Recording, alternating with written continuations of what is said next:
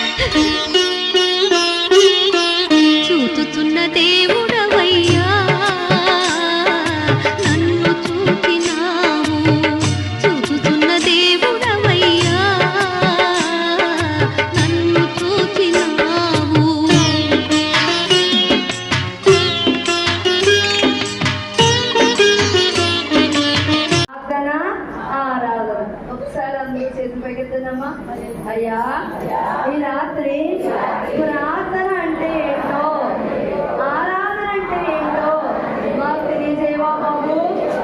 హల్లెలూయా. అంశం ఏంటండి? ప్రార్థన, ఆరాధన. ప్రార్థన అంటే ఏంటి, ఆరాధన అంటే ఏంటి? అంటే ప్రార్థన అంటే చాలాసార్లు చెప్పాను ఇంకా సంపూర్ణ రాత్రిలో మీకు గుర్తుందో లేదోనమ్మా. ప్రార్థన అంటే ఏంటండి? ఏంటేనమ్మా? మనము దేవుడితో మాట్లాడటం. మనం దేవుడితో మాట్లాడటమే ప్రార్థన. మనం దేవుడితో మాట్లాడటమే ప్రార్థన. అంతేనండి. అయిపోం కదండి. ఒక్కడే ఉంటారు, ఏకాంతంగా ప్రార్థన చేసుకుంటారు. అది ఏంటి? అప్పుడు ఏంటి? దేవుడితో మాట్లాడతారు మనస్ఫూర్తిగా. ఏకాంత ప్రార్థన ఎందుకు చేసుకోవాలండి? మనస్ఫూర్తిగా. ఏమో అందరిలో ఉన్నప్పుడు మనం దేవుడితో మనస్ఫూర్తిగా మాట్లాడలేమేమో, అంతేనా? నిజాలు చెప్పలేమేమో. ఒక్కడిగా ఉన్నప్పుడు మనస్ఫూర్తిగా మాట్లాడుకుంటాం. అయ్యా నా సమస్య ఇది, అయ్యా నా వేదన ఇది అని మాట్లాడతాం లేదా? అదే ప్రార్థన. ప్రార్థన అంటే ఏంటండి? మనం దేవుడితో మాట్లాడటమే ప్రార్థన. అయితే మనం చేసే ప్రార్థన ఆ పరలోకనాథుడిని చేస్తుందా లేదా? మనం చేసే ప్రార్థన ఆ పరలోకనాథుడిని చేస్తుందా లేదా అని రాత్రి మనం చూద్దామండి. అసలు ప్రార్థన ఎలా చేస్తే ఆయన అంగీకరిస్తాడు? ప్రార్థన అంటే ఏంటండి? మనం దేవుడితో మాట్లాడాలి. మరి ఆరాధన అంటే ఏంటి? మన బుద్ధి అంటుంది ఆత్మతోను సత్యంతోనూ ఆరాధించడం ఆరాధన అంటుంది. ఆరాధన అంటే ఏంటండి? డాక్టర్ సీనిగా చెప్తారు. ఆరాధన అంటే ఏంటండి? సత్యనారాయణ గారు చెప్తారు. వెంట ఒక్కట నెప్పలమోహన్ సింగర్ గారు చెప్పండి. మరి ఆరాధన అంటే ఏంటి? మనం ఆరాధించడే మనం దేవుడితో మాట్లాడటం. పాయింట్ అర్థమైందండి. ఆరాధన అంటే ఆ పరలోకనాథుడిని కిందకు దింపడం. హల్లెలూయా, హల్లెలూయా. మన ప్రార్థన పరలోకనాథుడి దగ్గరికి చేరేది ప్రార్థన అండి. ఆ పరలోకనాథుడిని కిందకు దింపేదండి ఆరాధన. ఏంటండి? పరలోకనాథుడిని కిందకు దింపేదేంటండి ఆరాధన. ప్రార్థన పరలోకం చేరాలి. మనం చేసే ప్రార్థన అంటాం కదా, పరలోకం ఉన్న మా యొక్క తండ్రి మీ నామము పూజింపబడినగాక మీ రాజ్యం వచ్చినాక. ఈ ప్రార్థనని పరలోకం చెరుడుగా కంటామండి. కానీ ఆరాధన అంటే ఏంటండి? ఆ పరలోకనాథుడిని కిందకు దింపేది ఆరాధన. హల్లెలూయా, హల్లెలూయా. అలాంటి ఆరాధన, అలాంటి స్తుతి ఎక్కడ జరుగుతుందా అని వెయిట్ చేస్తూ ఉంటాడు ఆయన. ఆయన ఆదివారం ఎదురు చూస్తూ ఉంటాడు. ఉన్నప్పుడు ఎలా ప్రార్థించాలంట? యోబు వలె. శ్రమలో ఉన్నప్పుడు ఎలా ప్రార్థించాలంటే యోబు వలె. చూడమ్మా, యోబు గ్రంథం 42:10.